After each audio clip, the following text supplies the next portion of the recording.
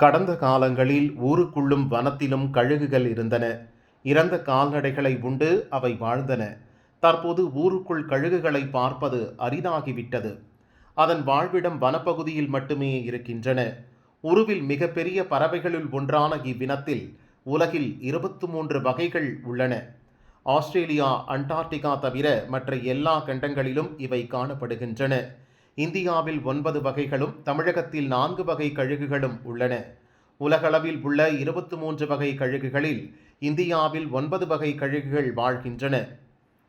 சத்தியமங்கலம், நீலகிரி உள்ளிட்ட பகுதிகளில் வெண்முதுகு பாறு கழுகு, செங்கழுத்து கழுகு, கருங்கழுத்து கழுகு, மஞ்சள் முக கழுகு என 4 மட்டும் உள்ளன. இறந்த கால்நடைகள் அழுகி கிருமிகளை பரப்ப விடாமல் தடுப்பதில் பாறு கழுகுகள் முக்கிய பங்காற்றுகின்றன. அவை இறந்த கால்நடைகளை உண்டு சுற்றுச்சூழலை தூய்மையாக வைத்திருக்கும். வனத்தை தூய்மையாக வைத்திருப்பதில் கழுகின் பங்கு முக்கியமானது. கடந்த காலங்களில் லட்சக்கணக்கில் இருந்த இவ்வகை கழுகுகளின் எண்ணிக்கை தற்போது 100 கணக்கில் சுருங்கிவிட்டன. மடிவீக்கம், சுளுக்கு போன்ற நோய்களுக்கு மாடுகளுக்கு டைக்ளோஃபினாக் ஊசி மருந்து கொடுக்கப்படுகிறது. மாடுகள் இறக்கும்போது இவற்றை கழுகுகள் உண்டால் அவையும் இறந்து விடுகின்றன.